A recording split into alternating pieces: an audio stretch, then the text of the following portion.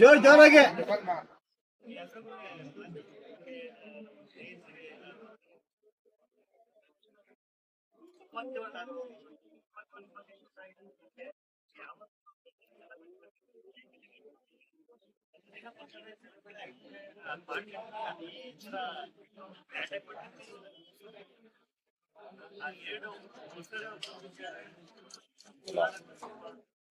Start ಆಯ್ತು ಕೂಡ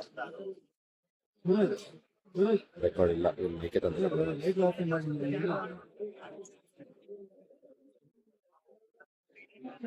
sir ಸ್ವಲ್ಪ ಗಟ್ಟಿಯಾಗಿ ಮಾತಾಡಿ. ಓಕೆ ಓಕೆ ಬರಲ್ಲ, ತುಂಬಾ ದೂರ ನೋಡಿ ನ್ಯೂಸ್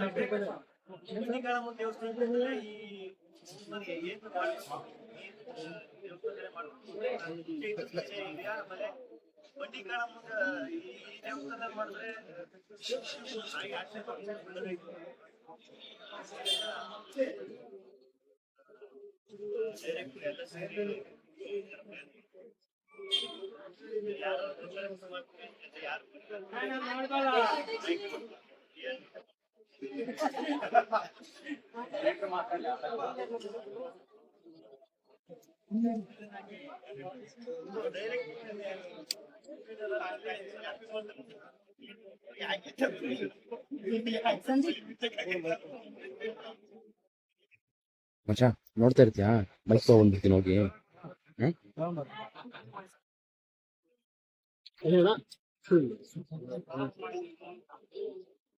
ಬರ್ತಲ್ಲ ಸರ್. ಸರ್ ಲೋಗೋ ಲೋಗೋ ಹಾಕಿಸಿಡು. ಲೋಗೋ ಸಬ್ಸ್ಕ್ರೈಬ್ ಮಾಡಿ ಸರ್. ಆಳೆ ಕೆಲಸ ಇಲ್ಲ. ಈ logo move ಮಾಡ್ತೀರಪ್ಪ.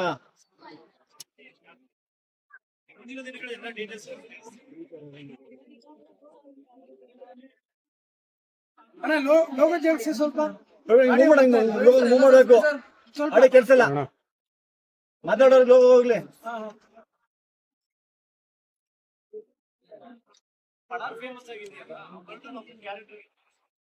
Camera look Kiladi ತರ ಇದೆ ಹಾಗಾಗಿ ಆ ಪಡಾರನ್ನು ಮುಂಚೆ ಅಂದ್ರೆ ಈಗ ಬಿಗ್ ಬಾಸ್ ಸುಮಾರು ಅದೇ ಈಗ ನಾನು ಈಗ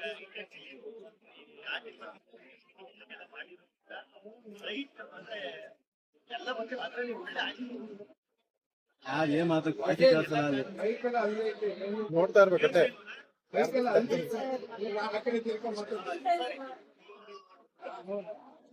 ಅದೇ ಈಗ ನಾನು ಇಂಟರ್ನಲ್ಲಿ ಒಂದು ಆ ಡಿಪಾರ್ಟ್ಮೆಂಟ್ ಅಲ್ಲಿಂದ ಮಾಡಿಕೊಂಡು ಲೈಟ್ ಸಿನಿಮಾ ಯಾವುದು ಲೈಟ್ ಅದರಲ್ಲಿ ಬೆಸ್ಟ್ ಯಾವುದು ಅಂತ ನೋಡ್ಬೇಕಾಗಿತ್ತು. ಆಮೇಲೆ ಎಲ್ಲ ಮೇನ್ ಅದು ಮುಂಚೆನೂ ಬಂದೆ ಬಿಗ್ ಬಾಸ್ ಇಂದ ಬಂದ್ಮೇಲೆ ಅದು ಫೈನಲ್ ಆಗಿ ಚಂದ್ರಮೋಹನ್ ಸರ್ ನಾನು ಕಾಲೇಜಲ್ಲಿ ಮೀಟ್ ಮಾಡಿದಾಗ ಅದೇ ಈಗ ನಾನು ಏನೇ ಆದ್ರೂ ಆರ್ಟಿಸ್ಟ್ ಅಂತ ಬಂದಾಗ ಸಿನಿಮಾ ಅಂತ ಬಂದಾಗ ಏನೇ ರಿಯಾಲಿಟಿ ಶೋ ಮಾಡಿದ್ರು ಏನೇ ಮಾಡಿದ್ರು ಸಿನಿಮಾ ಅಂತ ಬಂದಾಗ ನಾನು ಅಷ್ಟೇ ಹೊಸ ಇದ್ದೇನೆ. ಹಂಗಾಗಿ ನಾನು ಹೊಸ ಈಗ ಡೈರೆಕ್ಟ್ ಪ್ರೊಡ್ಯೂಸರ್ ಎಲ್ಲ ಹೊಸಬ್ರಿ ಆಗ್ಬಿಟ್ರೆ ಅದೊಂದು ಭಯ ಇರುತ್ತೆ ಎಲ್ಲ. ಹಂಗಾಗಿ ಈಗ ಪ್ರೊಡ್ಯೂಸರ್ ಈಗ ಇರೋದ್ರಿಂದ ಇವ್ರಿಗೂ ಇಂಡಸ್ಟ್ರಿ ಏನು ಅಂತ ಗೊತ್ತು, ಸಿನಿಮಾ ಹೆಂಗ್ ತಗೋಬೇಕು ಹೆಂಗ್ ಮಾಡ್ಬೇಕು ಅಂತ ಇವ್ರಿಗೂ ಒಂದು ಉತ್ಸಾಹ ಐತೆ. ಆಮೇಲೆ ಡೈರೆಕ್ಟ್ರು 4-5 ಸಿನಿಮಾ ಮಾಡೋರು, ಅವರು ಒಂದು 20-25 ವರ್ಷದಿಂದ ಇವರು ಟ್ರಾವೆಲ್ ಮಾಡಿರೋದ್ರಿಂದ ನನಗೆ ಅನುಕೂಲ ಆಯ್ತು. ನನಗೆ ಕರೆಕ್ಟ್ ಇವ್ರ ಹತ್ರ ಮಾಡ್ಬೋದು, ಯಾಕಂದ್ರೆ ಎಲ್ಲ ಅನುಭವಸ್ಥರೇ ಆಗಿರೋದ್ರಿಂದ ನನ್ನಂತ ಹೊಸಬನಿಗೆ ಸೂಕ್ತವಾಗಿರೋ ಕತೆ, ಸೂಕ್ತವಾಗಿರೋ ಪ್ರೊಡ್ಯೂಸರು. ಅಂದ್ರೆ ಒಬ್ಬ ಲೀಡರ್ ಆಗ ಕೊಟ್ಟಿದ್ದಾರೆ ಅಂದ್ರೆ, ಯಾಕಂದ್ರೆ ಅಲ್ಲಿ ಒಳಚರಂಡಿ ಪರಿಶೀಲನೆ, ಶೌಚಾಲಯಕ್ಕೆ ಗುದ್ಲಿ ಪೂಜೆ, ಈ ತರ ಗ್ರಾಮಸ್ಥರಿಗೆ ಇಂಗ್ಲಿಷ್ ಕ್ಲಾಸ್, ಈ ತರದ್ದೆಲ್ಲ ಹೇಳಕ್ ಕೊಟ್ಟಿದ್ದಾರೆ. ಅದೇ ಸರ್, ಈಗ ಪಳಾರ್ ಅಂದ್ರೆ ಈಗ ನಾವು ಹಳ್ಳಿ ಕಡೆ ಎಲ್ಲ ನಮ್ಮ ಊರ್ ಕಡೆ ಎಲ್ಲ ಮಾತಾಡ್ತೀವಿ. ಈಗ ಏನಾರು ಕಿಲಾಡಿ ಆತರ, ಈಗ ಪಳಾರ್ ನನ್ನ ಮಗ ಗುರು, ಅವನು ಪಳಾರ್ ನನ್ನ ಮಗ ಅಂತ ಮಾತಾಡ್ತೀವಲ್ಲ, ಆತರ ಈ ಪಳಾರ್ ಅಂದ್ರೆ ಈ ಕಿಲಾಡಿ ನನ್ನ ಮಗ, ಇವನು ಈ ಎರಡ್ರ ಮಧ್ಯೆ ಇರ್ತದೆ ನೋಡಿ, ಕಳ್ಳ ನನ್ನ ಮಗ ಕಿಲಾಡಿ ನನ್ನ ಮಗ, ಈ ತರ ಇರ್ತದೆ. ಅದು ಯಾವಾಗ್ಲೂ ಬೇರೆ ಬೇರೆ ಏನೇನೋ ಟೈಟ್ಲ್ ಎಲ್ಲ ಯೋಚನೆ ಮಾಡ್ತಾನೆ ಇದ್ದ. ನನಗೆ ಅವರು ಪಾಪ ಒಬ್ರು ಫೋಟೋ ಫ್ರೇಮ್ ಕೊಟ್ಟಿದ್ರು, ಅವ್ರು ಯಾರು ಅಂತ ನನಗೆ ಸರಿಯಾಗಿ ನೆನಪೈತಿಲ್ಲ, ಅವ್ರಿಗೆ ಥ್ಯಾಂಕ್ಸ್ ಹೇಳ್ತೀನಿ. ಅದು ಫೋಟೋ ಫ್ರೇಮಲ್ಲಿ ಪಳಾರ್ ಅಂತ ಅವರು ಡ್ರಾಯಿಂಗ್ ಎಲ್ಲ ಬಿಡಿಸ್ಬಿಟ್ಟು ಪಳಾರ್ ಅಂತ ಗಿಲ್ಲಿ ಅಂತ ಅಲ್ಲಿ ಬರೆದಿದ್ರು. ಅದು ವಾಲಲ್ಲಿ ಇಕ್ಕಂದಿದ್ದೀವಿ ನಮ್ಮ ಆಫೀಸಲ್ಲಿ. ಹಿಂಗೆ ನೋಡ್ಬೇಕಾದ್ರೆ ಯೋಚನೆ ಮಾಡ್ತಾ ಇರ್ಬೇಕಾದ್ರೆ ಅಲ್ಲೇ ಟೈಟ್ಲ್ ಇತ್ತಲ್ಲ, ಇದನ್ನೇ ಯಾಕೆ ಟ್ರೈ ಮಾಡಬಾರ್ದು ಪಳಾರ ಅಂತ ಅಂದ್ಬಿಟ್ಟು ಅದು ಎಲ್ಲ ಈಗ ಜನ ಆಲ್ರೆಡಿ ಸ್ಟಾರ್ಟ್ ಮಾಡ್ಬಿಟ್ಟವ್ರು. ಈಗ ನನ್ನ ತುಂಬ ದೊಡ್ಡ ಥ್ಯಾಂಕ್ಸ್ ಯಾರಿಗೆ ಹೇಳಬೇಕು ಅಂದರೆ ಮಾಧ್ಯಮ ಮಿತ್ರರಿಗೆ, ಆಮೇಲೆ ನನ್ನ ಗಿಲ್ಲಿ ಫ್ಯಾನ್ ಪೇಜು, ದಿವ್ಯ ಫ್ಯಾನ್ ಪೇಜ್ ಅಂತ ಏನು ಮಾಡ್ತಾರೆ ಅವ್ರಿಗೆ ಅವರೇ ಇದೆಲ್ಲನೂ ಕೊಟ್ಬಿಟ್ರು. ಟೈಟ್ಲು, ಲುಕ್ ಹೆಂಗಿರಬೇಕು, ಕತೆ, ಅದು ಎಕ್ಸ್ಪೆಕ್ಟೇಷನ್ ತಕ್ಕಂತಲೇ ಐತೆ. ಆಮೇಲೆ ನಾನು ಹೀರೋ ಅಂದ್ಬಿಟ್ಟು ಏನು ಫುಲ್ಲು ಈ ಮಾಸು ಆ ಥರನೂ ಅಲ್ಲ. ನನ್ನ ಕ್ಯಾರೆಕ್ಟರ್ಗೆ ಈಗ ನಾನು ಹೆಂಗಿರ್ತೀನಿ, ನನಗೆ ಸೂಕ್ತವಾಗಿ ಇದು ಮಾಡ್ಬೋದು ಅಂತ ಅನಿಸಿದ್ದು. ಆಮೇಲೆ ನನಗೇನು ಬೇಕು, ನಾನು ಏನು ಮಾಡಿದ್ರೆ ಇಷ್ಟು ದಿನ ಜನ ನೋಡ್ಕೊಬಂದವ್ರೆ, ನಾನು ಏನು ಮಾಡಿದ್ರೆ ಅದನ್ನು ತಗೋತಾನೆ ಅಂತ ಡೈರೆಕ್ಟರ್ ತುಂಬ ಚೆನ್ನಾಗಿ ಗೊತ್ತಾಯಿತು. ಅದು ಹೇಳ್ದಾಗಲೇ ಅದು ಕನೆಕ್ಟ್ ಮಾಡ್ಕೊಬಿಟ್ಟೆ, ನಾನು ಮಾಡ್ಬೋದು, ಇದು ನನಗೆ ಸೂಕ್ತವಾಗೈತೆ ಇದು ಪಾತ್ರ.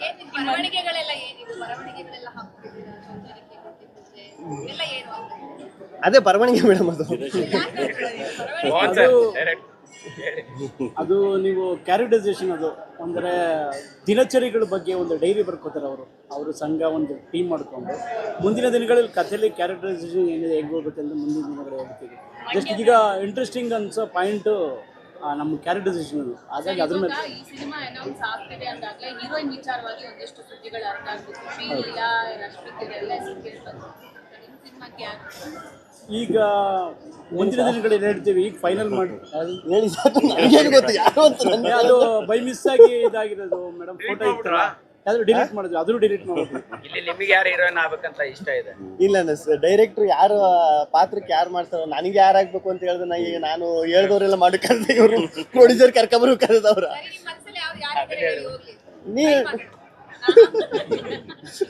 ನನ್ನ ಮನಸ್ಸಲ್ಲಿ ಯಾರಿಲ್ಲ ಮೇಡಮ್.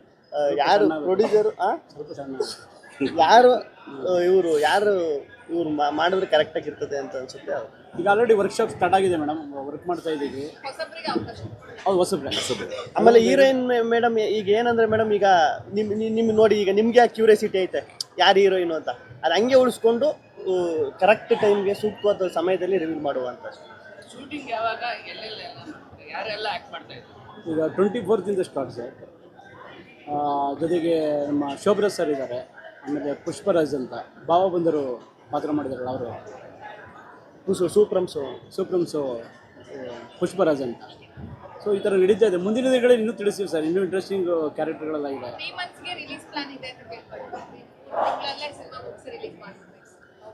ಅದೇ ಮೇಡಮ್ ಹಂಗೈತೆ ಸರ್, ನಾನು ಮಾತಾಡಿ. ಅದೇ ಮೇಡಮ್ ಹಂಗೈತೆ, ಆದಷ್ಟು ಬೇಗನೆ ಮಾಡಬೇಕು ಅಂದರೆ ಎಲ್ಲ ರೆಡಿ ಆಗ್ಬಿಟ್ಟೈತೆ. ಈಗ ನಾವು ಒಂದು 3-4 ತಿಂಗಳಿಂದ ಸ್ಕ್ರಿಪ್ಟ್ ವರ್ಕು ಇದೆಲ್ಲ ಮಾಡ್ಕೊಂಡಿರೋದ್ರಿಂದ. ಆಮೇಲೆ ಇದು CG ವರ್ಕು ಆ ಥರ ಏನಿಲ್ಲ ಮೇಡಮ್, ಪಕ್ಕ ಹಳ್ಳಿ, ಪಕ್ಕ ನಮ್ಮ ಮಂಡ್ಯ, ಮೈಸೂರು ಈ ಭಾಗದಲ್ಲೇ ನಡೆಯುವಂಥ ಕತೆ. ಆಮೇಲೆ ಅಂಥ ವರ್ಕು CG ವರ್ಕು ಆ ಥರ ಏನಿಲ್ಲ. ಶೂಟಿಂಗ್ ಮಾಡಿ ನಾವು ಪೋಸ್ಟ್ ಪ್ರೊಡಕ್ಷನ್ ಏನೈತೆ ಅದು ಮಾಡಿ ರಿಲೀಸ್ ಮಾಡೋ ಪ್ಲ್ಯಾನೇ ಇರೋದು. ಗೊತ್ತಿಲ್ಲ ಮೇಡಮ್ ಹೆಂಗೈತೆ ಅಂತ. ಈಗ ಮಳೆ, ಈಗ ನಾವು ಏನೇ ಅನ್ಕಂದ್ರೂ ಗೊತ್ತಿಲ್ಲ ಏನಾಯ್ತದೆ ಅಂತಲ್ಲ. ಒಟ್ಟಿನಲ್ಲಿ ಒಂದು ಪರ್ಟಿಕ್ಯುಲರ್ ಆಗಿ ಗಿಲ್ಲಿ ಅವ್ರ ಸಂಭಾವನೆ ವಿಚಾರವಾಗಿ ಬಹಳ ಚರ್ಚೆ ಆಗ್ತಾ ಇದೆ. 1 ಕೋಟಿ ಸಂಭಾವನೆ ಪಡೆದಿದ್ದೀರಿ ನಾವು, ಅದ್ರ ಬಗ್ಗೆ ಕ್ಲಾರಿಟಿ ಕೊಡೋದು. ಅದೇ ಟವಲ್ ಹಾಕೊಂಡು ಮಾತಾಡ್ತೀವಿ.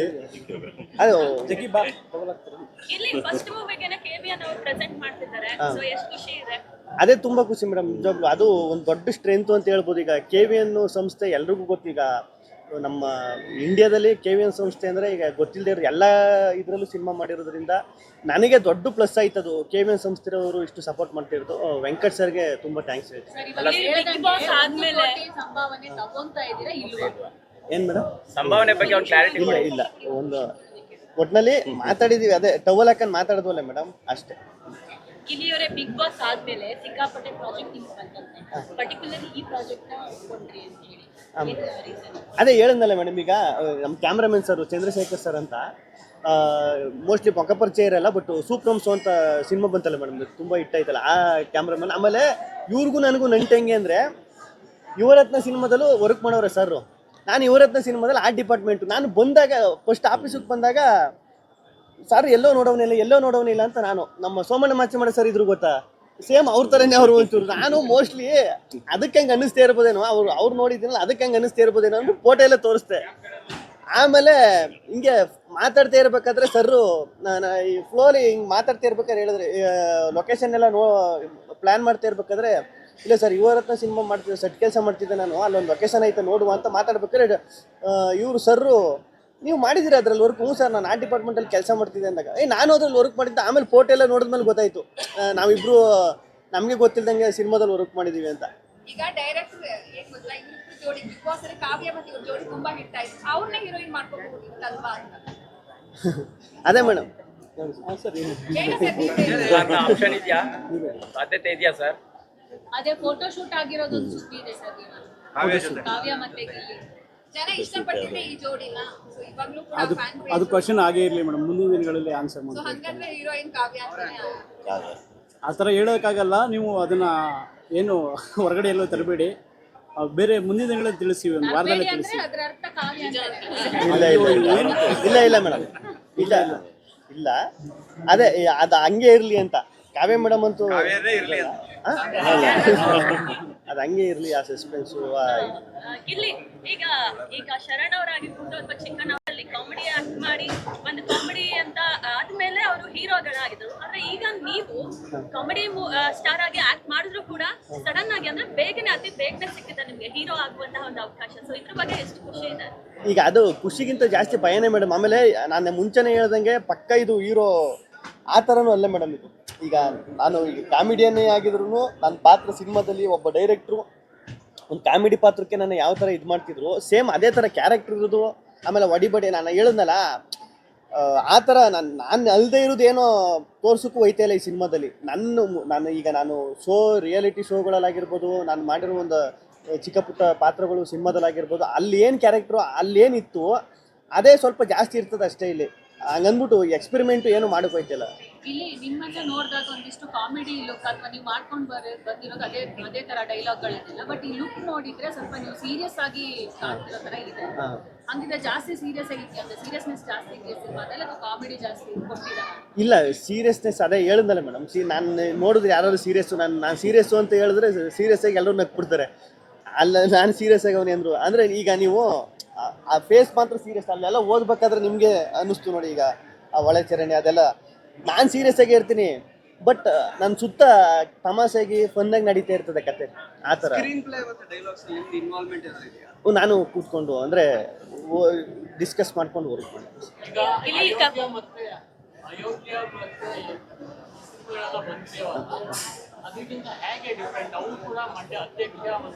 ಹಾಂ ಸರ್. ಅದೇ ಈಗ ನಾನು ಮುಂಚೆನೇ ಹೇಳಿದ್ನಲ್ಲ ಸರ್, ವಿಭಿನ್ನ ಅನ್ನೋದಕ್ಕಿಂತ ಹೆಚ್ಚಾಗಿ ನಾನು ಈಗ ಡಿಸ್ಕಸ್ ಮಾಡಿ ಎಲ್ಲ ಮಾಡಿರೋದು. ಡೈರೆಕ್ಟ್ ಒಂದು 3 ವರ್ಷದಿಂದ ಈ ಕತೆ ಮಾಡ್ಕೊಂಡು 3-4 ವರ್ಷ ಆಗಿದೆ ಡೈರೆಕ್ಟ್ ಮಾಡ್ಕೊಂಡು. ವಿಭಿನ್ನ ಅನ್ನೋದಕ್ಕಿಂತ ಅದೇ ಎಂಟರ್ಟೈನ್ಮೆಂಟು ಸರ್. ಈಗ ಎಲ್ಲ ಬರೋದು ಅದಕ್ಕೆ ಅಲ್ವಾ, ಎಂಟರ್ಟೈನ್ಮೆಂಟ್ ಪರ್ಪಸ್ಗೆ ಅಲ್ವಾ ಎಲ್ಲ ನೋಡೋದು. ರಿಯಾಲಿಟಿ ಶೋ ಆಗಿರ್ಬೋದು, ಸಿನಿಮಾ ಆಗಿರ್ಬೋದು, ಅದೇ ಥರ ಇರ್ತದೆ. ವಿಭಿನ್ನ ಅನ್ನೋದಕ್ಕಿಂತ ಒಂದು ಎಂಟರ್ಟೈನ್ಮೆಂಟ್ ಪರ್ಪಸ್ಸಲ್ಲಿ ಮಾಡಿರೋದು. ಈಗ ಒಂದು ಇಲ್ಲ ಮೇಡಮ್, ಅದೇ ನಾನು ಮುಂಚೆನೇ ಹೇಳಿದ್ನಲ್ಲ ಮೇಡಮ್, ಬಳ್ಳಾರ ಅಂತ ಟೈಟ್ಲ್ ಈಗ ರೀಸೆಂಟಾಗಿ ಒಂಚೂರು ನೀರು ಕೊಡ.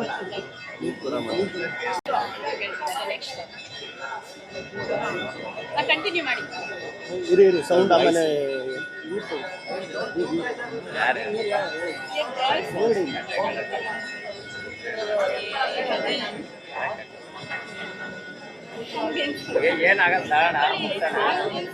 ಏನಾಗಲ್ಲ ತೊಳೆ ಏನ್ ಗಿರಿ ಇರಪ್ಪ ಬಂದ್ರೆ ಏನಾಗಲ್ಲ.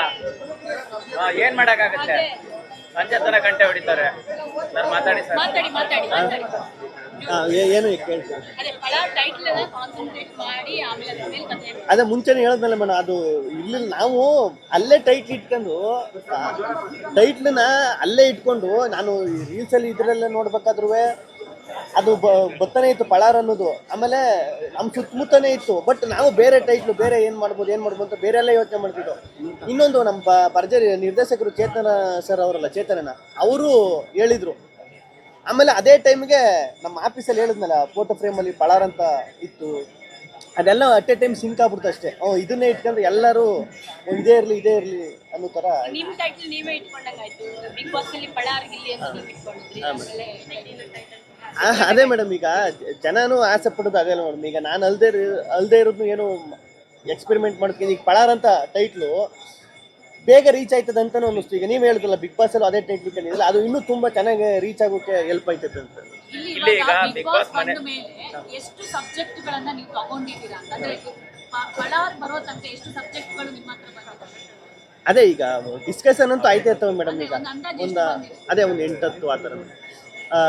ಅಂದರೆ ಈಗ ಮಾಡಬೇಕು ಮಾಡೋಣ ಅಂದ್ಕೊಂಡಿದ್ದೀನಿ ಆ ಥರದ ಇರ್ತದೆ ಮೇಡಮ್. ಈಗ ಅದರಲ್ಲಿ ಯಾವುದು ಮಾಡ್ಬೋದು. ಈಗ ಮೊದಲನೇ ಪಳಾರ್ ಜೊತೆಗೆ ಬೇರೆ ಏನಾದ್ರು ಪ್ರಾಜೆಕ್ಟ್ ಸೈಡ್ ಮಾಡಿದ್ದೀರಾ? ಪಳಾರ್ ಜೊತೆ ಅದೇ ಈಗ ಫಸ್ಟ್ ಇದು ಮುಗಿಸ್ಬೋಣ ಅಂತ ಮೇಡಮ್. ನಾನು ಫಸ್ಟು ಇದೆಲ್ಲ ಮುಗಿಸ್ಕೊಂಡು ಆಮೇಲೆ ನೆಕ್ಸ್ಟ್ ಸ್ಟೆಪ್ ಇರೋಣ ಅಂತ. ನಿರ್ದೇಶಕನಾಗಬೇಕು ಅಂತ ಇಲ್ಲಿ ಈಗ ನಟನಾಗಿ ಬರ್ತಿದ್ದೀರಾ, ಸೊ ಡೈರೆಕ್ಷನ್ ಫೀಲ್ಡ್ ಅಲ್ಲೂ ಕೂಡ ಏನಾದ್ರು ವರ್ಕ್ ಮಾಡ್ತೀರಾ, ಡೈರೆಕ್ಟರ್ ಜೊತೆಗೂ ಕೂಡ ಏನಾದ್ರು ಇನ್ವಾಲ್ವ್ ಆಗ್ತೀರಾ ಅಂತ? ಅದೇ ಮೇಡಮ್, ಈಗ ಮುಂಚೆ ಸ್ಕ್ರಿಪ್ಟ್ ವರ್ಕು ಈಗ ಡೈಲಾಗು ಅಂತ ಕೂತ್ಕೊಂಡಾಗ ಆಗಿರ್ಬೋದು, ಮುಂಚೆ ಒಂದು 3 ತಿಂಗಳು ಆಫೀಸ್ ಆಗ್ತಾಗ ಒಂದು 3 ತಿಂಗಳಾಯಿತು. 3 ತಿಂಗಳಿಂದನೂ ಜೊತೆಗೆ ಇದ್ದೀವಿ. ಈಗ ಜೊತೆಗೆ ವರ್ಕು ಎಲ್ಲ ಜೊತೆಗೆ ಡಿಸ್ಕಷನ್ ಮಾಡ್ಕೊಂಡು, ಆಮೇಲೆ ಡೈರೆಕ್ಟ್ರದ್ದು ಒಂದು ಪ್ಲಸ್ ಏನಂದರೆ ಅವರು ಈಗ 4-5 ಸಿನಿಮಾ ಮಾಡಿ ಏನೇ ಸೀನಿಯರ್ ಆದ್ರೂ ಏನೇ ಹೇಳಿದ್ರು ತಗೋತಾರೆ, ಅದೊಂದು ಖುಷಿ. ಹಂಗಾಗಿ ನನಗೂ ಅನುಕೂಲ ಆಯಿತು. ನನಗೇನು ಅನ್ಸುತ್ತೆ ಅದನ್ನ ಹೇಳ್ಬೋದು. ಫೈನಲಿ ಫೇಮ್ ಹೆಂಗಿದೆ ಸರ್? ಬಿಗ್ ಬಾಸ್ ಇಂದ ಹೊರಗೆ ತಂದಿರೋ ಫೇಮ್ ನ ಬ್ಯಾಲೆನ್ಸ್ ಮಾಡೋದು ಕೂಡ ಸ್ವಲ್ಪ ಕಷ್ಟನೇ ಆಗೋಗಿದೆ. ಎಷ್ಟು ಕಷ್ಟ ಆಗ್ತಿದೆ? ಅಲ್ಲ, ಕಷ್ಟ ಅನ್ನೋದಕ್ಕಿಂತ ಅದು ಈಗ ಸ್ಟಾರ್ಟಿಂಗ್ ಬಂದಾಗ, ಈಗ ಬಿಗ್ ಬಾಸಲ್ಲಿ ಇದ್ದಾಗ, ಬಿಗ್ ಬಾಸಿಂದ ಸಡನ್ನಾಗಿ ಬಂದಾಗ ಅದು ಸ್ವಲ್ಪ ಕಷ್ಟ ಆಯಿತು ಮೇಡಮ್. ಈಗ ಒಂದು 100-120 ದಿನ ಒಳಗಡೆನೇ ಇದ್ದು ಆಚೆಗೆ ಬಂದ ತಕ್ಷಣ ಕಷ್ಟ ಆಗ್ಬಿಡ್ತು. ಈಗ ಬ್ಯಾಲೆನ್ಸ್ ಮಾಡ್ಬೋದು ಅಂತ ಅನ್ನಿಸ್ತು ಮೇಡಮ್. ಒಂದು 5-6 ತಿಂಗಳು ಆಯ್ತಲ್ಲ ಈಗ ಇಲ್ಲಿ ಅವರ ಮ್ಯೂಸಿಕ್ ವಾಸುಕಿ ವೈಭವ್ ಮಾಡ್ತಾರೆ, ಸೊ ಅವ್ರಿಗೆ ಹೆಂಗೆ ಬಂದು ಕನ್ವಿನ್ಸ್ ಮಾಡಿದ್ರೆ? ಈಗ ವಾಸಿಕ ವೈಭವ್ ಸರ್ ಬಂದು ನಮ್ಮ ಹಳ್ಳಿ ಸಬ್ಜೆಕ್ಟ್, ಈಗ ಟಗರುಪಲ್ಯ ಅಂತ ಒಂದು ಮೂವಿ ಮಾಡಿದರು, ಆಮೇಲೆ ಬಡವರಾಸ್ಕಲ್ ಅಂತ ಮಾಡಿದರು. ಈ ಕತೆಗೆ ಸೂಕ್ತವಾಗಿ ಅವರು ಏನು ಬೇಕಾದನ್ನು ಕೊಡ್ತಾರೆ ಅಂತ ಅನ್ನಿಸ್ತು. ಅದ ಡಿಸ್ಕಸ್ ಮಾಡಿ ಸ್ಕ್ರಿಪ್ಟಲ್ಲಿ ಡಿಸ್ಕಸ್ ಮಾಡಿದ್ವಿ. ಅದು ಇನ್ವಾಲ್ವ್ ಆಗಿದ್ದಾರೆ. ತುಂಬ ಒಂದು 4 ಸಾಂಗ್ ಇರುತ್ತೆ, ಒಂದು ಬಿಟ್ಟಿದೆ. 4 ಸಾಂಗು ಒಂದು ಬಿಟ್ಟಿರುತ್ತೆ. ಸರ್ ಇವರು ಪಳಾರು, ಹಿಂದೆ ಇರೋರು 5 ಸ್ಟಾರ.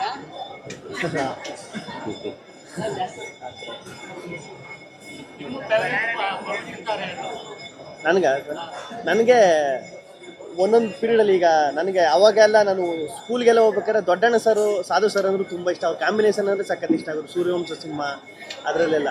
ಆಮೇಲೆ ಬತ್ತ ನನಗೆ ಚಿಕ್ಕಣ್ಣ ಸರ್ ತುಂಬ ಇಷ್ಟ ಆಗ್ಬಿಟ್ರು.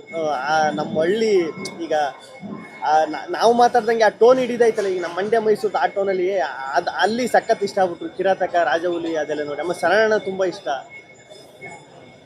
ಫೈನಲಿ ರವಿ ಸರ್ ಬಂದು ಅದು ನಿಜವಾಗ್ಲೂ ನನ್ನ ಅದೃಷ್ಟ ಅಂತ ಹೇಳ್ಬೋದು ಮೇಡಮ್. ಈಗ ರವಿ ಸರ್ ಬಂದಿದ್ದು, ರವಿ ಸರು ಭರ್ಜರಿ ಬೆಚ್ಚರು ಅಂತ ಶೋ ಮಾಡಿದ್ರು, ಅದಕ್ಕೆ ರವಿ ಸರ್ ಜಡ್ಜಾಗಿ. ಆಮೇಲೆ ರವಿ ಸರ್ ಅಲ್ಲೂ ಹೇಳೋರು, ಈಗ ಶೋ ಮಾಡ್ತಾಯಿದ್ದೀರಿ ಸರಿ ಕಣೋ, ಮಾಡ್ತಾನೆ ಇದ್ರಲ್ಲ, ನೆಕ್ಸ್ಟ್ ಏನು ಅದನ್ನು ಮಾಡಿ, ನೆಕ್ಸ್ಟ್ ಏನು ಮಾಡಬೇಕು ಮಾಡಿ, ಸಿನಿಮಾ ಮಾಡಿರಿ ಅಂತ ಎಲ್ರಿಗೂ ಹೇಳೋರು ಅಲ್ಲಿ. ಅದು ಎಲ್ಲೋ ಹೌದಲ್ವಾ ಅಂತ ಅಲ್ಲೂ ಅನಿಸೋದು. ಆಮೇಲೆ ರವಿ ಸರೇ ಏನಕ್ಕೆ ಅವ್ರು ಒಂಥರ ಲಕ್ಕಿ ಹ್ಯಾಂಡು ರವಿ ಸರ್ದು.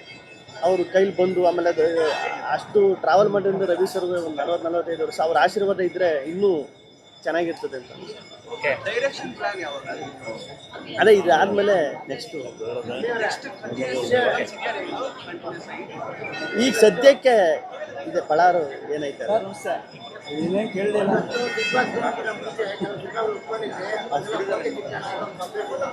ಏನು ಸರ್? ಹಾಂ ಸರ್, ಹಾಂ ಸರ್, ಹಾಂ ಸರ್, ಹಾಂ ಸರ್.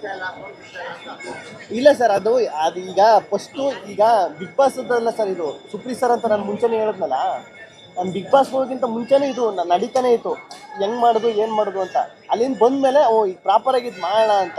ಅದೇ ಈಗ ಫಸ್ಟು ಇದನ್ನು ಮುಗಿಸೋಣ, ಫಸ್ಟು ಒಂದೊಂದಾಗೆ ಹೋಗೋಣ. ಈ ಫಸ್ಟ್ ಇದನ್ನು ಮುಗಿಸೋಣ, ಈಗ ಏನೈತೆ ಇದನ್ನು ಮುಗಿಸೋಣ, ಅದು ನೆಕ್ಸ್ಟ್ ಏನು ಆಮೇಲೆ ಇದು ಮಾಡೋಣ. ಈಗ ಒಂದೇ ಸತಿ ಎಲ್ಲನೂ ಮಾಡೋದು. ಅದು ನನಗೂ ಈಗ ನಂದು ಹೆಂಗೆ ಅಂದರೆ, ಒಂದು ಸಿನಿಮಾ ಒಂದು ಕತೆ ಅಂತ ಕೂತ್ಕೊಂಡ್ರೆ ಅದಕ್ಕೆ ನಾನು ಇನ್ವಾಲ್ವ್ ಆಗಿ ನನ್ನಿಂದ ಏನು ಕೊಡ್ಬೋದು ಡೇ 1ಇಂದ ಅದನ್ನು ಮಾಡಿ ಮುಗಿಸೋಣ ಅನ್ನೋದು ಈಗ ನನ್ನ ಸಬ್ಜೆಕ್ಟ್. Thank you.